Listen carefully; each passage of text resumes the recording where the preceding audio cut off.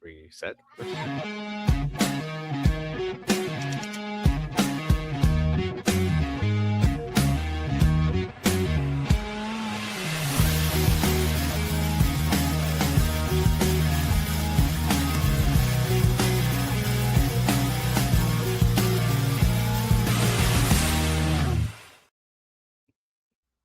All right, and now we're actually going to start. Welcome in to Cincinnati Soccer Talk. For those of you tuning in live, I hope you enjoyed the 4 seconds of the three of us just staring blankly at you. That'll be in your nightmares for a while. It is a beautiful night here in Cincinnati. We got a lot to talk about. Obviously, the big win on Saturday night. When that match eventually happened after quite the delay.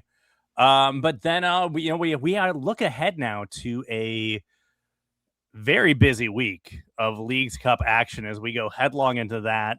A handful of matches here in just a short period of time. So a lot for the orange and blue to deal with, and a lot of matches to plan for ahead. I am joined tonight by the man himself, Mr. Jersey Swap, Jeff Tebbets. Jeff, how we doing?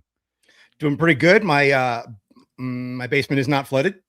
So that's an extraordinarily big plus. That's a huge plus. That's a plus the size of the flag of Switzerland, I tell you. Great atmosphere even after the 2 hours. I was up in the press box for that game.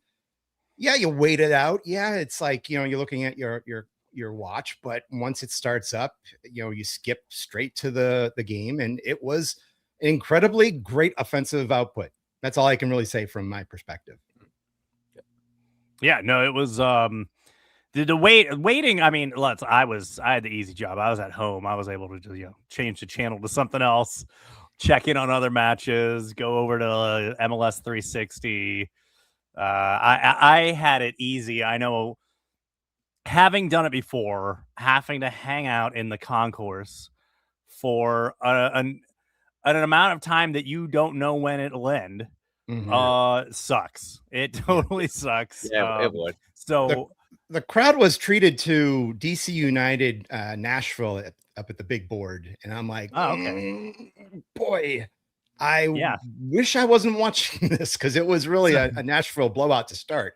But, they didn't even pick a good game. I would have figured they would have put like it ended up being a great game. I mean, DC United came back and drew it in the end, but yeah, it was hard to be like, I don't want to see my unnamed rival on our big screen right now. So hats off to all of those that stuck it out, hung out in the concourse. I know some people had to bail. If I was there, I might have been one of those people. It was a long day already for me. So the thought of just sitting in a concourse, never knowing when this game is actually going to fire up again. Meanwhile, I believe the Reds game started and stopped 4 times during this entire period. Mm-hmm. They just kind of just tried to get it in as much as they could. But oh well. Jose also joining us tonight. Jose, how are we doing? I'm doing great. A little tired, but not probably because of the reasons for you guys more than anything, because my wife is out of town. So there are things here around the house that she left me a big list to do. So between that and business and other things, okay, it's a lot going on here right now. But glad to be here. I was one of the ones that stuck it out, but I was a little bit more comfortable. I was in the financial club, and I was sitting with a couple that had been season ticket holders from season 1 at USL. So we had a really great conversation. The time passed. We also kept watching the Reds game on and off. So, when they said, okay, time to go back, say, yes, let's do it. And I was not surprised to see a lot of stands empty, but I mean, it's tough. It's tough to wait out over 2 hours.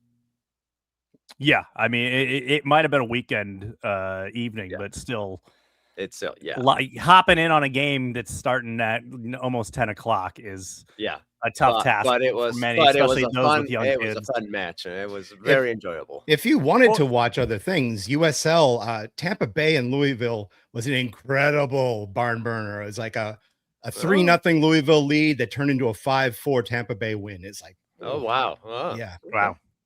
You had options. Yeah, if you stayed around, you were rewarded with a great match, a fun match. Let's get into that, but before we do, it is time for our What's Hot, What's Cold, brought to you by our friends at Apollo Home. Jose, I want to kick it off with you. Give me what's hot. Gotta tell you, the midfield finally looked like its old self. It was solid, it was stable, it was creative, it was disruptive, especially with Obi. I mean, Obi performed at a level that I haven't seen in a while. I mean, and seeing him and Buka also was really a great sign that that midfield could work if Obi stays healthy and they keep Buka in there, and we'll talk more about that. I do have to have an honorable mention, as always, to the fans who stuck around. I mean, waiting 120 minutes is not easy. So, hats off to them. Hot that you were there, that you stuck it out, and you were there with those of us that also stuck it out. Yeah. It was good to see vintage Obi back. It was good to see that. He had kind of gone missing completely at the beginning of the season, not even getting, into starting lineups. It's great to kind of see him being incorporated a little bit more here since the restart, and it finally paid off where we got some vintage Obi action there. Jeff, what's hot? I just want to add real quick. It was good to see happy Obi, especially after the game. So great when you can get that after 90 minutes. What's hot? The area in our rear view mirror, I think, is exceptionally hot. I haven't really seen this in the past where, we'd be hovering somewhere higher up in the standings, and the teams that are 8th, 9th, 10th, they're starting to unload and get really good talent coming in. I mean, yeah, we're looking at New York City, Revs, but then you look at Columbus. I mean, Bryce Mendez kicks an incredibly great free kick to tie against Miami down at their stadium. Orlando's retooling. They've got Antoine Griezmann, and Daryl Dike is back to give them some offense off the bench. DC United drew against Nashville. They picked up Nathan Ordaz from LAFC, who is, I think, one of the unspoken really good midfielders out there. And then you've got Philadelphia getting Kai Wagner back. You've got Chicago getting Lewandowski off of the Schneid, getting a brace against Charlotte. Everybody's dangerous around us, and it feels incredibly hot. Yeah, no, I agree, and that I believe the inverse of that is going to play into my what's cold when we get to it. My what's hot had to be Evander. Had himself a heck of a week. It starts on Tuesday with a nice little showing there in the skills competition for the All-Star game.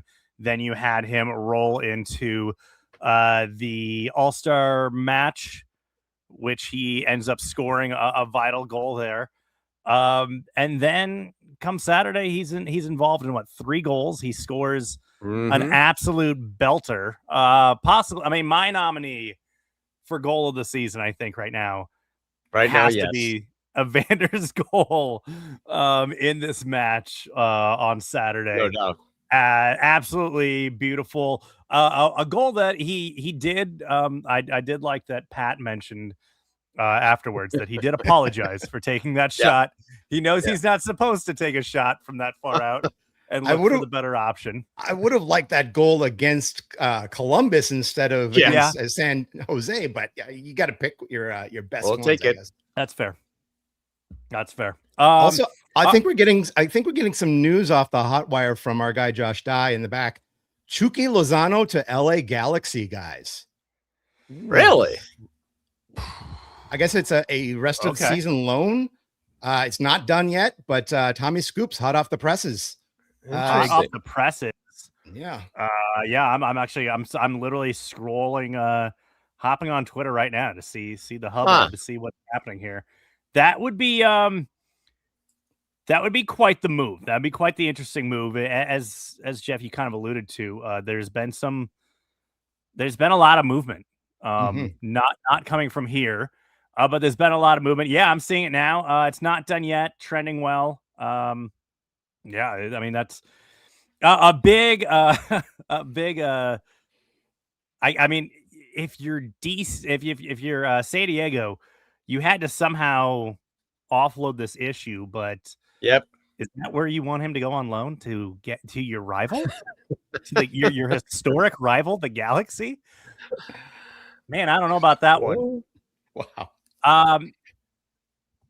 All right, let's go to our comments here. Jay Yates hopping in. Ramirez looked good. Obi seems more like his old self, and Barlow brings the fire. That was his what's hot, what's cold. Rivas is an embarrassment to his profession. Yeah, I mean, okay, yeah. I would say we get a lot of that. There's been Oh yeah. we get a bit of that. Jeff, go ahead and give me your cold. Okay, I did something really weird. I think, like, for my hot, I gave something that could be perceived as cold. And for this one, I'll say that the cold, what's cold, the seat underneath Pat Noonan. I mean, a lot of people are like, "Oh boy, he's in trouble. He can't get the defense to stay on the same page. We're bleeding goals." But when you're scoring 4, 5, 6 goals on some of these games, you sort of forget about that. Yeah, the temperature reading is very cold. It's difficult to keep goals out of end, but hey, if you're getting these types of goals scored on the opposition, I'm not complaining. Besides, who else are you going to get? You're not going to get anybody else that I think would want to reclaim this. Not to mention, dude, it was his birthday yesterday. You can't fire him on his birthday. That would be a real bad look. Happy birthday, Pat Noonan. So that's my cold for this week. Yes, a happy birthday, Pat. Hold on, I just have to go back to the breaking news here with Shugi Lozano. Here's the question, though: does he actually try this time? Because he didn't even. I mean, the whole thing with San Diego flamed out so quickly. Why, if you're the Galaxy, do you believe that it's going to be different this time around? Well, here's the thing. I mean, I don't understand all the circumstances, what happened in San Diego. But Chucky certainly is a quality guy when he tries. Sure. And this is true, when he tries.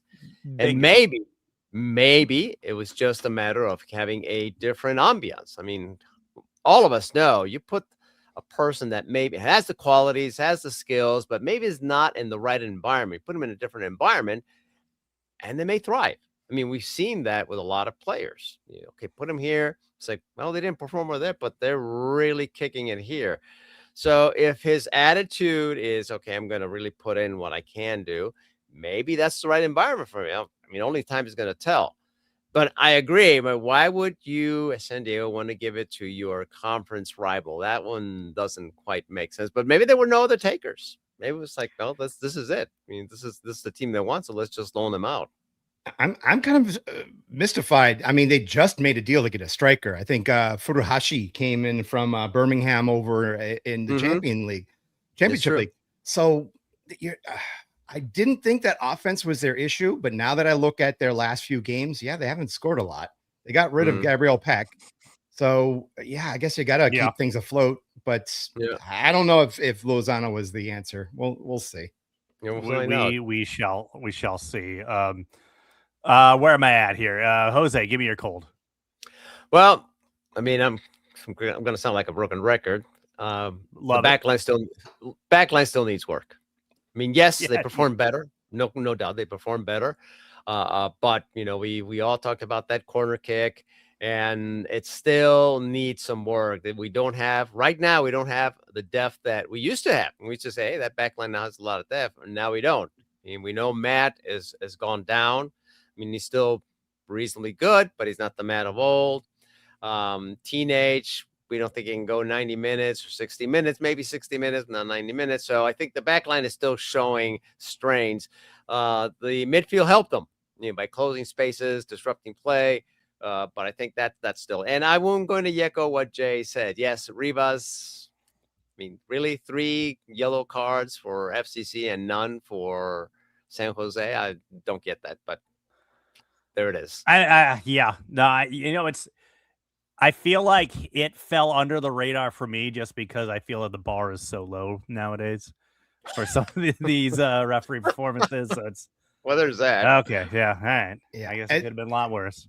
as much as I'd like to say 3 yellow cards to 0, that shows that we were more aggressive. San Jose were afraid to foul people because they were afraid to set up an Evander kick like he would score from normally.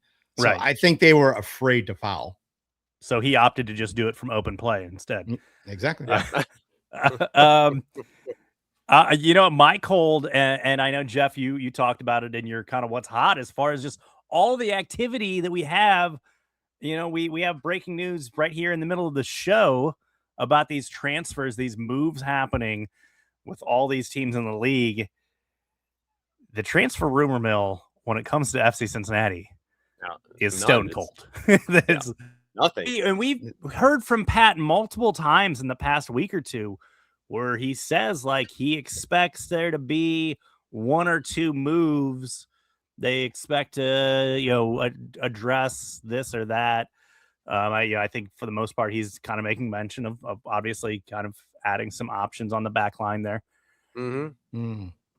Where is that at? We've not heard of any possibilities. We've not heard of, we don't hear of Jeff Birding traveling Europe like he used to. Those were always fun tweets we would get.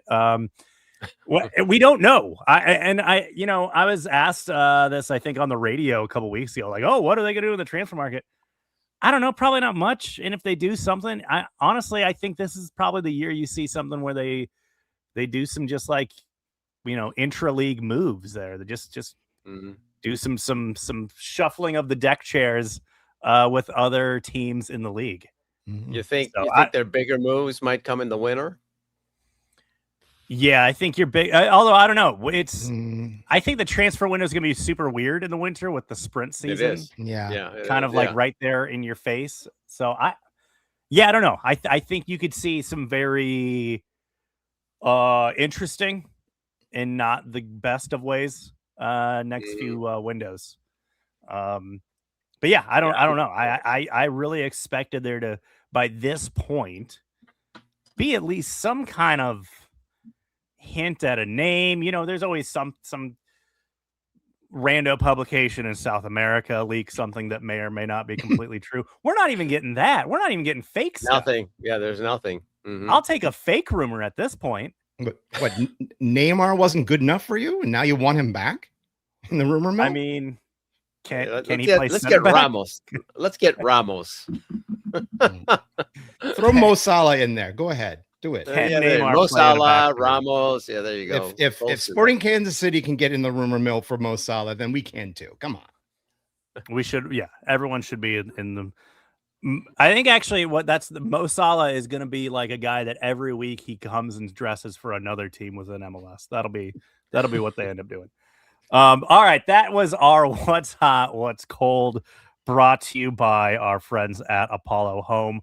Apollo Home is Cincinnati and Dayton's premier HVAC, plumbing, and electrical home service company. If your AC is under more pressure than a goalkeeper in a penalty shootout, Apollo Home will make the save fast, friendly, and reliable same-day service. Keep your home running like a champion. Give them a call, send them a text, or visit apollohome.com. All right. Your final score Saturday night, FC Cincinnati 4, San Jose 2. A match in which the Orange and Blue had to come back multiple occasions. Had multiple deficits to overcome, but overcome they did. And it was a fun one, as we said, for those who actually stayed around for that 9:45 kickoff. Your lineup for this match: Celentano in goal, a change up on the back three, as you had Kyle Smith in there with Miles Robinson and Guidi. Guidi once again getting the call to man the back line. And Ramirez getting your start on the wingbacks. The two guys we at the beginning of the season, I would say, expected to always kind of be the names penciled in there, but that hasn't been the case recently. And then your midfield: Buka, Obi, Evander, with Mbomedem and Denke up top. Jeff, I go to you. This lineup had a little bit of change to it. We finally see Ramirez getting that start, and it pays off early. Your thoughts on this lineup when you saw him? I mean, I was glad that we were going back to the Obi Buka midfield. They sort of deserve to be paired together. They've had their best success together. I think that Buka moves the ball a little bit better than Dado does. Dado has his own set of skills, but I think Buka is really the guy in the middle that makes Obi the happiest. And I think if you have a happy defensive central midfielder, you're going to have a happy midfield. I tell you one thing you couldn't do was have Buka out there in some kind of wingback role against Timo Werner. Yeah, that's something you could not be doing. So that's definite. I mean, we saw how Kyle Smith got smoked a few times by Werner. Yeah, it would have been significantly worse. But I also feel that and Nate Gilman pointed this out on his email newsletter. Putting GD over to the left instead of the right. Not only did that, I think, protect him from Werner, but when and his point is that when Jose pulled their defense back, it allowed GD to roll in and occupy more of the midfield, and that gave the extra person to pass things around. I think that made the midfield very effective. It did. I don't know how that's going to look when you're up against a very confident midfield or defending line that likes to play a little further up. But I think that was a very effective placement for GD. It was. And it's probably why we didn't see the wide open spaces we'd been seeing before in other games. I mean, they were able to close those gaps, and he was able also to create plays. That combination worked really well. And as you said, Obi seemed to be pretty happy. And by the way, he was interviewed about that. And while he didn't come right out and say it, it sounded like he was very pleased to have Buka there with him. So I think that combination worked really well.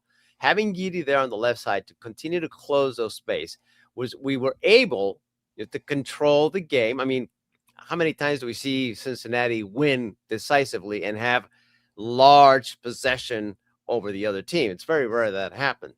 I think this combination worked great. But again, as you said, that San Jose was missing some key players. They seem to be afraid.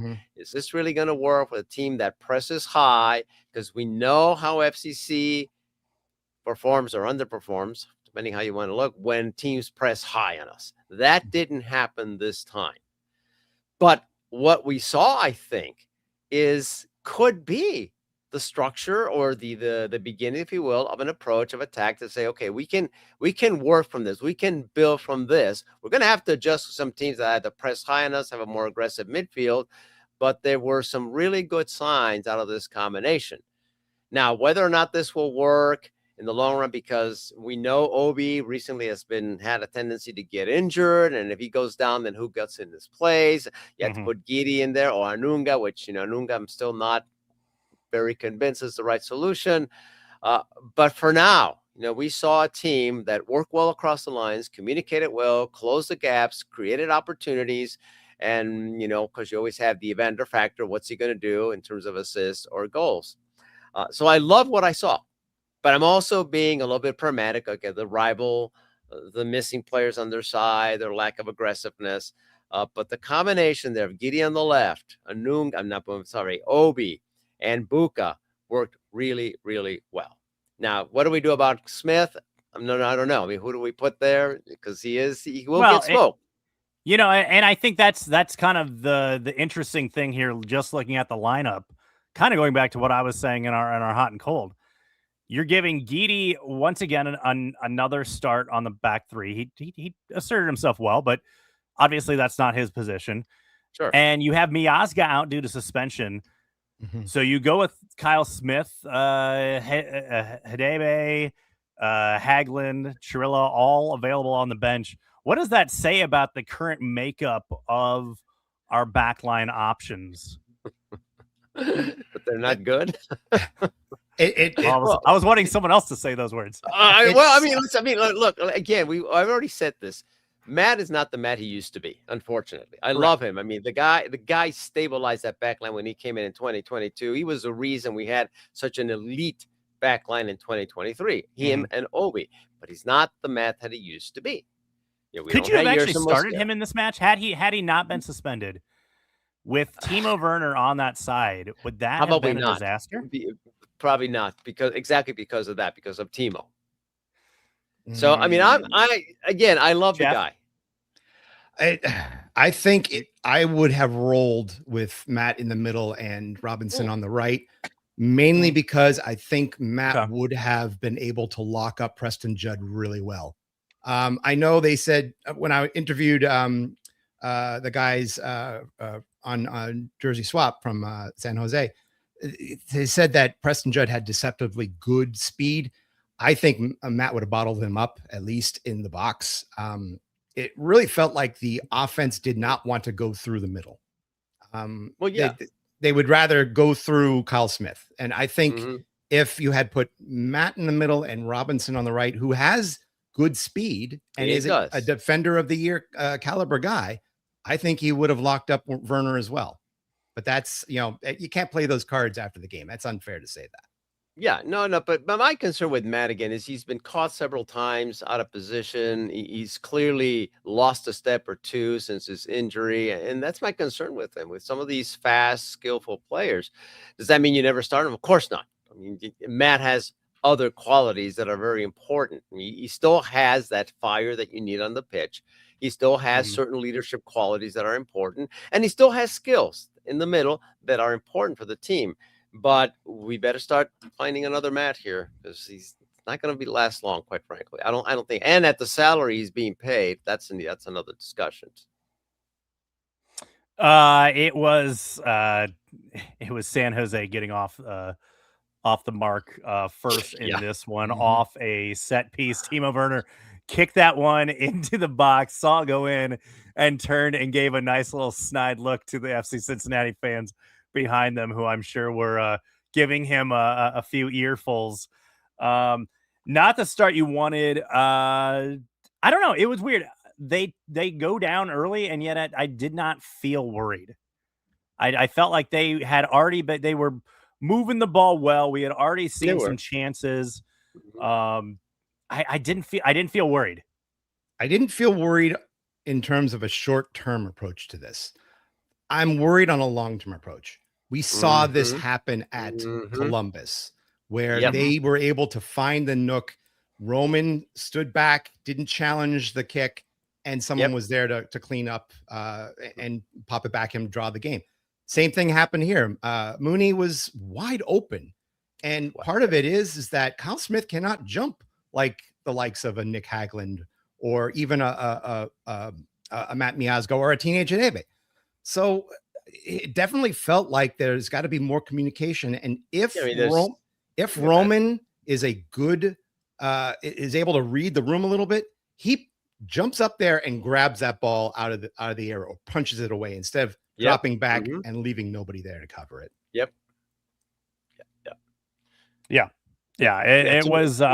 It was not. Listen, they had a few defensive lapses in this match, and they got it cost them twice, 2 of those times at least. It cost them, which is concerning, because again, teams that are going to be more aggressive, right?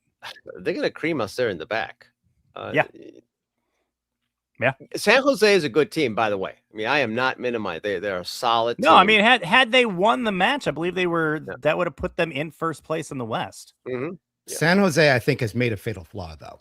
The week before, or the 2 weeks before, they dealt Daniel, their goalkeeper, and they brought in Angus Gunn. I don't think Angus Gunn looked good at all in this game. No, he didn't. Talk to Matt Doyle on Blue Sky. He thought he was terrible. You look at the goal that we will cover eventually. He was I think he jumped 6 inches to try to get Evander's goal saved. He did not look good movement wise. For somebody who was so tall, and it was brought in for the specific reason to be the number 1 goalkeeper, he didn't look good in this game. No, he didn't. In a match where Evander was definitely the one stirring the drink all evening.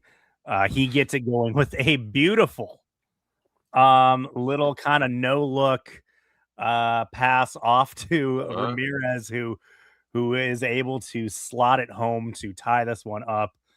Just a very beautiful, deft little touch by Evander to just kind of play it, just kind of inconspicuously out to Ramirez there. A really good goal, and it, again, they looked threatening from minute one in this match. So when they went down, as bad as that moment looked, you knew these moments were coming, and Evander gets one there, just a handful of minutes after they go down, and nice little goal there.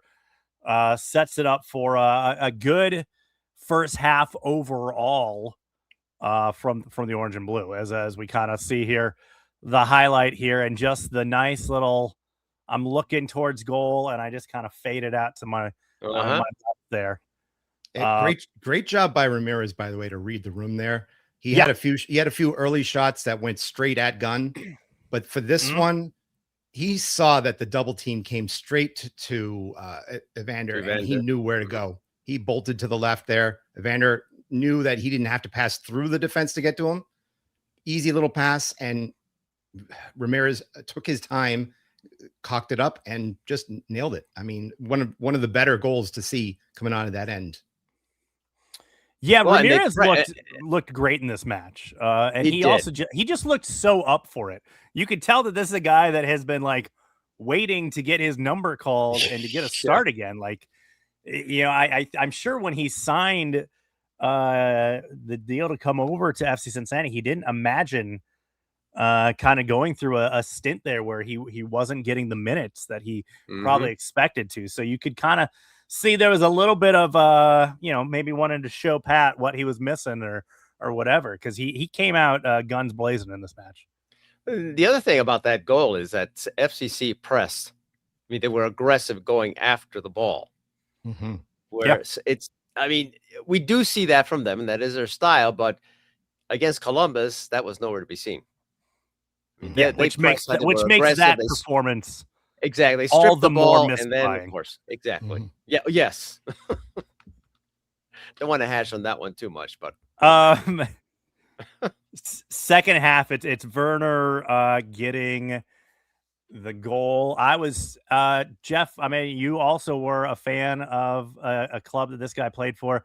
I was shocked he was somehow onside. He pretty much spent his entire career at Chelsea in the offside position. I was shocked that he had maintained that line, but he gets loose and gets free and is able to beat Roman there on the one-on-one. And at that point, you're kind of like, okay, crap, we got to do this all over again. But again, I just didn't feel overly worried.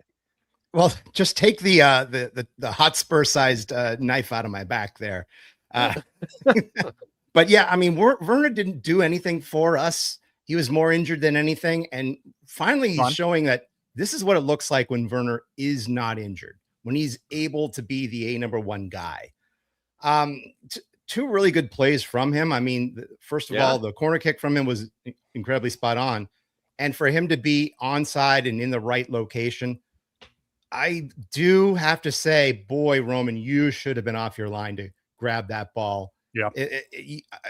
This is Timo Werner we're talking about. He's lost a step. You let the ball get to him, and he just had all day to fire a shot past you. You got to get that. It's not necessarily criticism, my observation about Roman, in that I think sometimes he takes, I don't know if it's hesitation or it's style, he takes just a little bit too long to just come off that line and do it aggressively. Yeah, is there a risk they'll score on you? Yeah, but they score on him here. So yeah, I'm not a goalkeeper. I've never been a goalkeeper. I don't know how to coach. I have no idea, but I'm just saying what I observed. Sometimes he just, I think, takes a little bit too long to come off his line aggressively. Yeah, I'm hoping we get to see a little bit of Evan Lauro, or maybe even Fabian. I don't know his last Mraz. I forget what his last name is. Yeah. I'd like to. Yeah. I'd like to see them play a little bit in the League's Cup here. Give Roman a little time to sort of like think a little bit, understand when to come off the line. It feels like he's a little gun shy to agree. Challenge for that ball. Agree. Kind of around the 78th minute mark, things finally changed as substitutions were made. You kind of needed to freshen things up. Tom Barlow enters this match, and like he has so many times in the past, he comes in and immediately changes the tone, changes the speed. And it was Evander making the absolute perfect through ball to him while he was on his run there, catching him just so he got it onside when he was making his run. And an interesting one, I was actually rewatching this match Sunday morning in the shop, and some customers and I were debating, like, yeah, it was kind of ballsy going near post there, wasn't it? Yeah, it was. I mean, he had it almost didn't work out. He had Denke wide open. I think Denny Higginbottom pointed out, you've got Denke right there, so this better go into the net. Yeah, you have Denke right there, and you have the keeper way over on that side. So the whole far post and the whole far side of the goal is wide open, gaping open. Yeah. And he decides to just tuck it in off the near post there. This was once again, and I know we keep singing his praises. This was Evander seeing 2 steps ahead of the ball. He saw that Vieira, and I think it was once again Kikanovic and the back line challenging up. He almost had a triple team in midfield, and you see Barlow reading this and bolting upfield. He knew that. That with Evander knows exactly when to pass the ball. And Barlow knows if I just keep my run, he's going to feed it to me, and I've got a wide open shot on goal. Yeah, because this play actually starts off of Roman collecting the ball and playing it out. So this starts from the keeper, and they're easily able to move it up to Evander, who immediately finds Barlow, who is already on his horse. Yeah, I think it was a great play on all sides there. A great job by Evander to read the room, even from midfield. I mean, Hadebe just threads a pass up there that nobody challenges from San Jose, and that was just perfect play all in general. And then before all of the pyrotechnics and smoke had even cleared the stadium, Evander decided to have one, and have one he did from well outside the box. As well outside, he gets the ball. He kind of played the ball back, gets it immediately, turns the defender had kind of stepped kind of almost beyond him, and he left him this nice patch, and he didn't even hesitate. He immediately knew the second he had it. I have the room. I have the shot. I'm going for it, and uncorks one of the best goals this season, as he just absolutely. I mean, just a beautiful goal. Now, this is the shot that obviously, like, even for good players, half the time is going into the 12th row. Right, this thing is not dipping back down. It's continuing in its upward trajectory and hitting one of the drummers. So this thing had this thing finally dipped nicely, perfectly. It was all well taken. And Evander kind of caps off what was a phenomenal. Yeah, but come on, you gotta give credit to Obi, man. What an assist! Come on. I mean, look at all that work he did, just right, and there it is. Obi said after stop the ball, I'm gonna give the ball. Obi said after that game is like it was so hard to find him in the pocket. Yeah, like, he was just. There you go, Obi. That's dry humor. I'm glad we caught something good here. The one thing that I point out from this play is that you can tell San Jose is absolutely terrified giving up a goal like they did the first 2 goals, that they did not want the back line to be beat. They were covering up as many of the offensive outputs as they could. And that leaves Evander in his position where, sometimes it's a coin flip. but sometimes it's a loaded coin flip. I mean, he nailed that one and put it in just the right spot. That's a golazo, man. That's a golazo. It was a beautiful goal. Later on, Barlow would have the chance to actually find the guy making the run with him as he gets open again and finds Jabari who slots it home. And it is a beautiful 4-2 victory. The match ended, I think, around 3:00 in the morning, but it was well worth it. Felt like that. Jeff may have had to take leave today, but at least we got the 3 points. I mean, I was just about to take an Ambien. I mean, I was very tired at this point, but I think part of it was I must have been so tired that I was seeing deja vu, because this was exactly like Barlow's goal from before. Yeah. It was Evander with the ball again, and now San Jose is trying to press and trying to get the ball when they can, so they're way up high. Barlow again bolts down into the spot where Evander can pass it, but this time he's got a little coverage, so he knows that Jabari is going to be open to his right. And Jabari went near post as well. So it was He also went to ground as he was kicking it. I know, he was falling down when he kicked. Yeah, but it's great to have two guys on the team that can sort of be the victory cigar that you really wanted. We needed this from the Dom Baggi era, from the Sergio Santos era. We needed a victory cigar, and we're finally getting it out of these two. The Corey Barrett. Hey, don't forget Corey Barrett. No. Oh gosh, almost Barrett.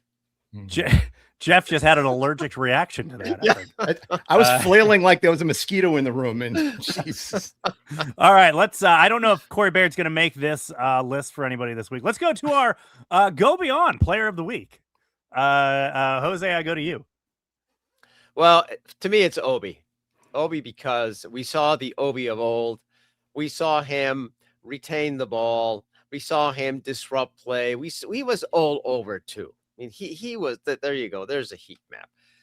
This guy, I was very impressed. Okay, this is the Obi of old. Now, can he continue it? We don't know that, but at least for this one night on Saturday, I thought, okay, this is the Obi that we've been missing.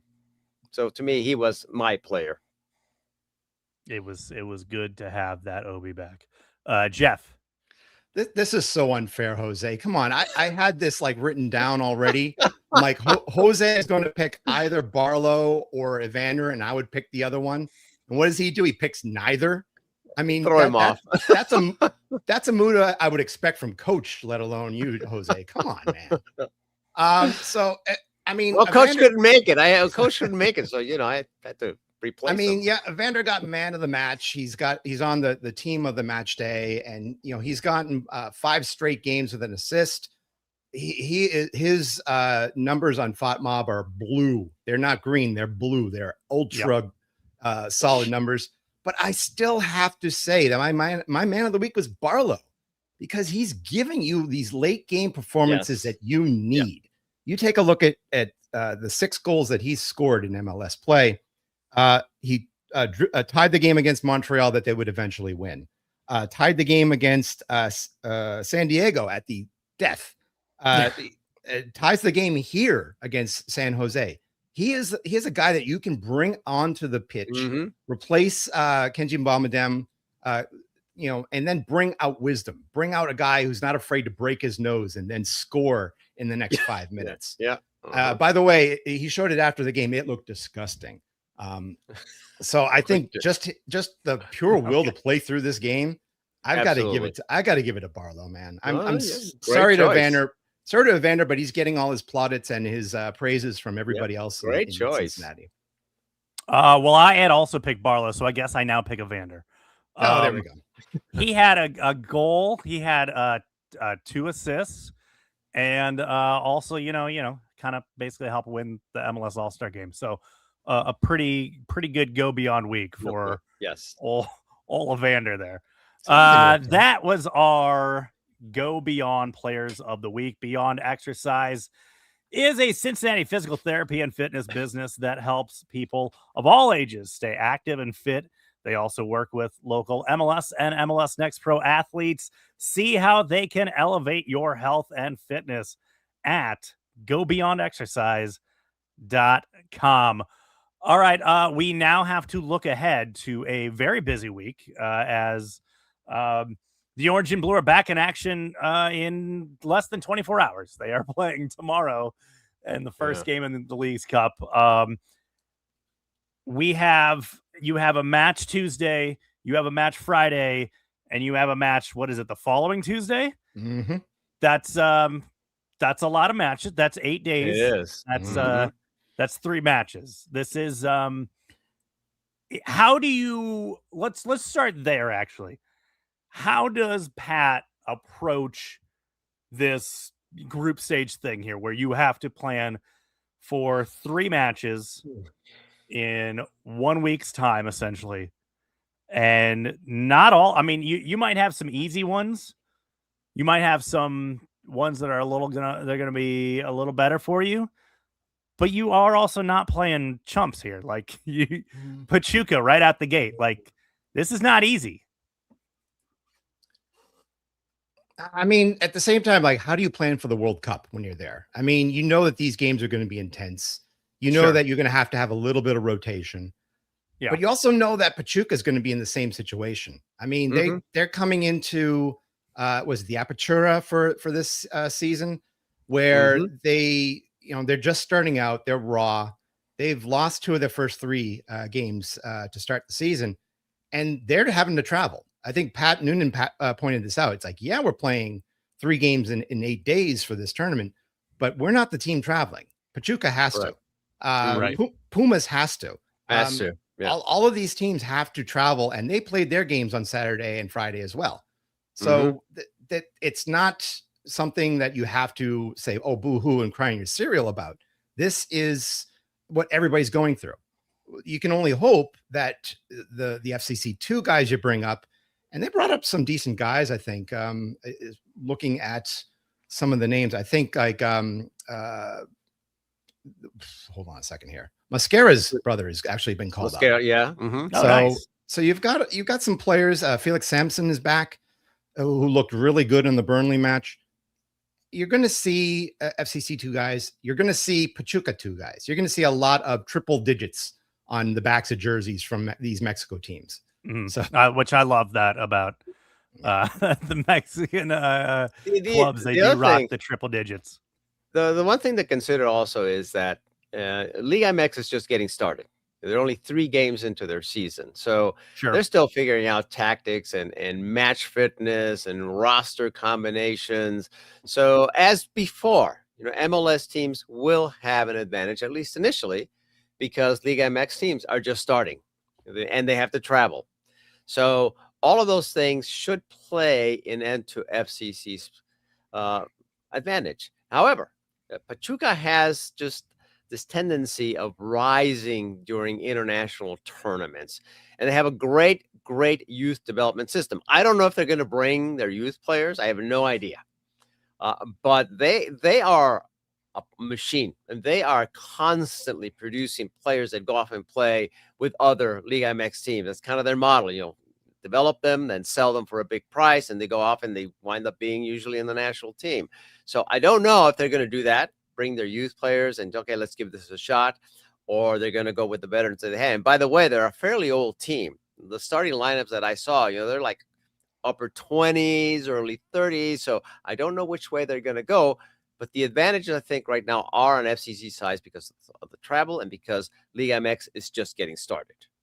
I think you've got another few advantages up against this Pachuca team. Like you point out the age. I mean, Solomon Rondon is their lead scorer. He's at 36. Rodolfo Pizarro, Kennedy are basically your main attacking line. They're up there a little bit. They're up there, yeah. But as you pointed out, they play for the international game. They won the CONCACAF Champions Cup in 2024, the first year it came out against the guys up north, 3-0, and they fielded a lot of youth players. God by bless the them. way, yeah, and they had a lot of injuries, and they may have put something in the food. I'm just saying. I do remember that. Yes. So the good thing is Whatever. we're playing at Whatever. home. We're playing at home. The worst that can happen is they will feel a little queasy after maybe a Cincy chili dog or something like that. But you should feel okay about playing 3 matches in 8 days because all of these teams are going to be going through that. Sure. All right, let's talk about as J.E. Yates points out, you're obviously going to get the rotation. Getting Chirilla back can't come soon enough. I mean, they're going to need you're going to have a lot of rotation. So it's going to be some all hands on deck situations. You need as many healthy players as possible in these situations. Where do we how should they the weight of this tournament as far as its significance, right? Is this a big deal? Is it not a big deal? Can we just fast forward to the part where Monterey or Tigres knock us out again? Where do we put this tournament? I mean, I don't know. I don't know if you go ahead. Sorry, Jose, go ahead. I mean, I think we do need to put some, because I'm being a little pessimistic now, guys. And that's I don't think we have a shot at the Supporter Shield. I mean, Nashville is way too ahead, and Nashville is looking pretty scary. If we don't solve our backline problems, I don't see us making a deep run in the MLS Cup. Now, miracles can happen, but unless we fix that, I don't see us doing that. So why not try to get a trophy in the Leagues Cup? Now, you know me, I don't like the Leagues Cup. It's a made-up tournament that, it's all a cash grab, but it's here. FCC says they want to compete for trophies. Okay, well, here's an opportunity. And if we can get some good results early on, that could give the team momentum. And, who knows? It might happen. I think in the end, though, there will be 2 MLS teams. Actually, no. It's been set up now that there would be a final MLS versus Liga MX. So I think there's an opportunity here. Has it been changed? I'm sorry? Has the seating been changed for the knockout rounds? Well, yeah, I think it's like what it's like 2 tables, right? MLS table and a Liga MX table. Right. And the top 4. I thought they stitched them together so that every first round game was an MLS versus a Liga MX team. Yeah. So last year it was actually Seattle and Miami in the final, and then I think the Galaxy and Orlando played the third place game. This is going to be the best opportunity we have, I think, to win this Leagues Cup, because next year, with the calendar changing over, this is going to be our preseason. This is going to be Liga MX's preseason. We're going to be on the same level again. So it's not going to be as easy of a road to get to the knockout rounds. Yeah. Now, I think you see Pat Noonan take this very seriously, because he mentioned in his press conference today, you need 7 points and a really good goal differential. I'm paraphrasing, to get into this knockout round. Yep. Anything less than that, and you're basically exiting and then focusing on MLS for the rest of the season. Right. But did you expect Pat to say anything different? He's not Bruce Arena. He's not going to just go, I don't care about this tournament like Bruce used to do about the Open Cup. Well, the reason he doesn't care about this tournament is because San Jose isn't in the tournament. Well, that's fine. But Bruce famously was very vocal about the fact that he did not care about the U.S. Open Cup. That is true. So. Yeah. But I think Pat puts a little bit more credence into it. I think he also realizes that last year we started with a very strong team against Monterey and wiped the floor with them. And then we decided to rotate, and we lost against gimmies such as, Juarez FC and Chivas, who had beaten before in this tournament. So I think he's going to try to rotate, I think, a little bit in this first matchup, and then see how he can make it last for the next 2 games. I think so. Yeah. Yeah. All right. So it's Tuesday. You got Pachuca. Friday, you got Pumas. We'll have another pod before the third match, so we can talk about that one then. Real quickly here, looking at Pachuca, kind of what are we seeing here, and what do you want to throw out a prediction? Jeff, you want to? The floor is I've got it first. Okay. I will say that they beat Pachuca. I think getting out of the gate, you gotta get out of the gate, and I think their offense is as tired as they might be and as rotated as they might be. If Evander's like, yeah, I'll play 70 minutes, then I think they win this one. I agree. Okay. How much does having what some, not me, of course, but some would consider a absolutely washed back line?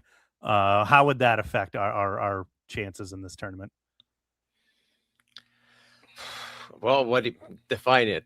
What do you want? I mean, you got a lot of, you have some, without looking at too heavily on the scouting reports, and speaking in generalities, you bring in these sides from Mexico. They're going to be physical. They're going to be fast.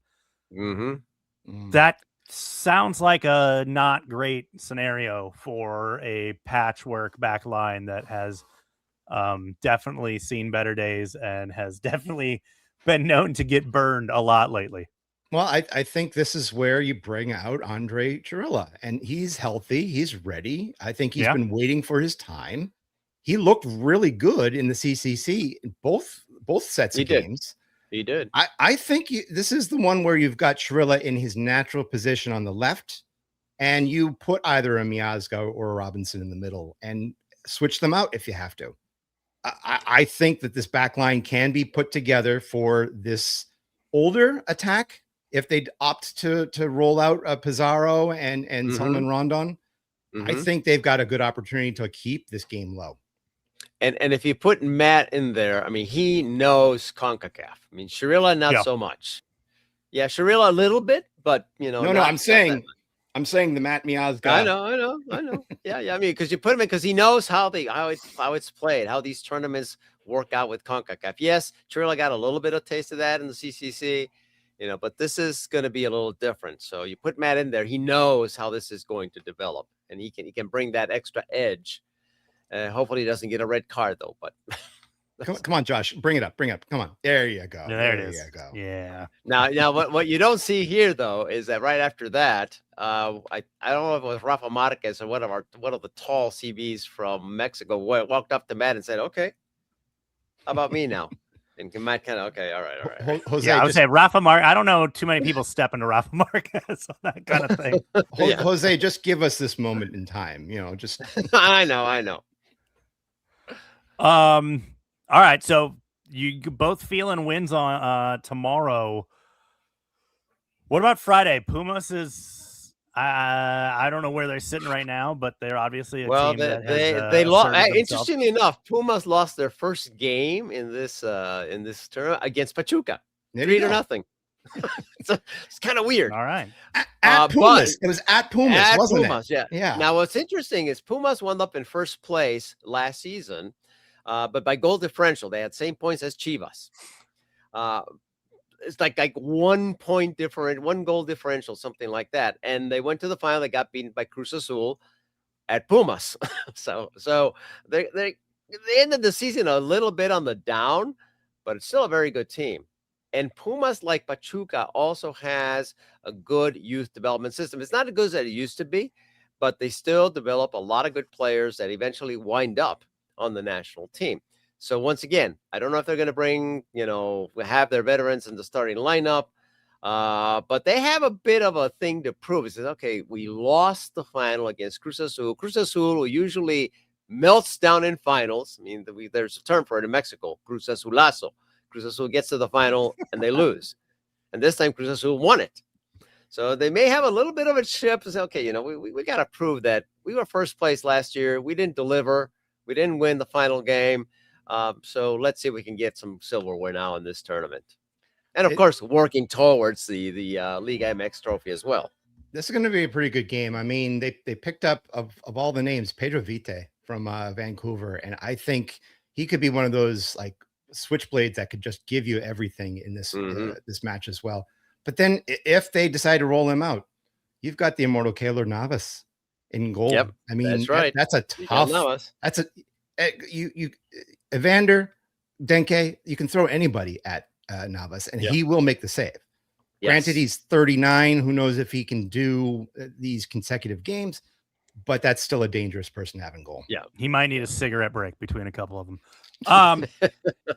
Listen, I'm just excited for Friday. I think I can finally, as a closeted, somewhat Tigres fan, I can finally break out my homemade half and half jersey of half Tigres, half FC Cincinnati, and really rile up the Pumas fans. Oh, for a moment there, I was like, wait, are you playing the same game? The other thing is that the thing about Pumas is they're playing tomorrow in Columbus. Yeah. So they don't have far to travel. Mm-hmm. If they're sticking in if they're deciding to holiday in it somewhere here, then they're sticking around. Dayton, Ohio is a great place to holiday in it. If you just kind of want to slowly make your way down, or you go 71 and you kind of hang out at the Outlet Mall there in Wilmington and or wherever that is, Washington Courthouse. You enjoy it. You enjoy yourself there. You go look at the site of, remember when there was, I don't know if you guys remember this. It was like 10 years ago. There was this bogus like presentation that they were going to build like this gigantic resort right by those outlet malls in the middle of nowhere. And that it was going to be like this like $30 million project. I remember. Obviously never like happened, but maybe they can go there and just kind of think what could have been. I think they're building I think they're building giant data centers out there now. They're doing something out there. Seems more likely at this point. Yeah.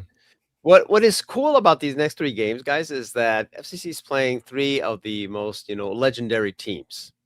Pachuca, because again, the player development, and they've always been, not always, the last 20, 30 years, they've been there at the top. Pumas, of course, has a long tradition of winning, and Hugo Sanchez came out of that. And Atlas, at some point, was known as La Academia, the academy, because they produced so many top quality. Rafa Marquez came from Atlas, actually. So 3 legendary clubs that FCC is going to be playing. Well, that's kind of cool. Actually, hold on. I take it back. Atlas is playing Columbus tomorrow, not Pumas. But Pumas Pumas is still going to be playing in Charlotte. So okay. So they can stop at a Buc-ee's then on their way. All right. Even better. That just got way better for them. All right. Let's wrap things up. Final thoughts. Jeff, I go to you. Good. I want to, people, if they're watching online or seeing the video, I'm wearing probably one of the more priceless jerseys right now. Vermont Green, congratulations. Guys, you've repeated the USL League 2 back-to-back national champions. I know people pish posh at like these amateur or half professional, half season things that we've got. But this is unheralded. I mean, not only were they undefeated last year, they were undefeated this year. And not only that, they had to go through 3 undefeated teams to get to the final. They beat Laredo Heat, who were undefeated in the semifinals, 7-1 before they faced off against Flint City Bucks. If I wasn't in the box for San Jose, I would have been up to Flint, Michigan to watch this in person. They took a 2-1 victory, going back home as repeat champions, put that second star up there. And even more amazing is that they started a women's team in USL W League. They went to the final, and they were just a penalty kick away from being this unheralded team that had 2 champions in the same year. Throw in the fact that University of Vermont won NCAA up there. Guys, I think we need to have a USL 1 team in Vermont. Do it right now. You will get so much entertainment from Portland, Hearts of Pine, and Vermont playing 2-3 times a year. Do it right now. If you're really that serious about beefing up the USL, do it right now. Do it right now. Do it for the hipsters. Do it for listen, I love it. I love USL too. I obviously spent 3 years of my life working in that level of league, so I love that stuff, and that's awesome. They got a really cool thing going on there, and Jose, what do you got for us? Well, the lineup from Saturday worked. It works again, a solid team, with all the injuries they have and whatnot. It worked. I mean, we saw a functioning, fun FCC team where we've already talked everything that worked out. Question is, can they deliver a consistent performance? Because we've seen this team play a terrible team, then come back, a terrible game, come back and play a great game, and vice versa. Can they do it again? And forget about Leagues Cup for a moment. You know, when MLS comes back, we're going to have some tough games against Orlando, New York City, Seattle, and of course, Nashville away. So can they deliver a consistent performance? And let's forget about whether wins or draws. Can they continue to perform at the level we saw them on Saturday? If so, then it will look like things are straightening out. I still think the back line, though, needs to be improved. So my random thought is great win, happy, had fun. Now let's continue to perform at that level consistently. I'm not as scared of Seattle. They've been on a very bad losing streak. They've had a lot of injuries, but I get your point. Mm-hmm. Love it. Love it. Yes. You know how this team sometimes plays to the level of their rival. Yeah. Even as bad as they sometimes are. Can't wait to watch some Leagues Cup here starting tomorrow night. Again, not a league game until not this coming weekend, but the weekend after. And that's actually kind of a tall order as they go down to Orlando and play that revamped Orlando side with Greasy Griezmann and DK. Fun times await. Hopefully everyone gets to enjoy the matches, take in the sights and sounds, get to kind of dip their toes in. Yeah, that's what I love about the Leagues Cup is you get to see the Mexican fan bases come in and you get to see that culture and that fun, and it brings a lot of cool atmosphere to the stadium. So I do appreciate that and love that.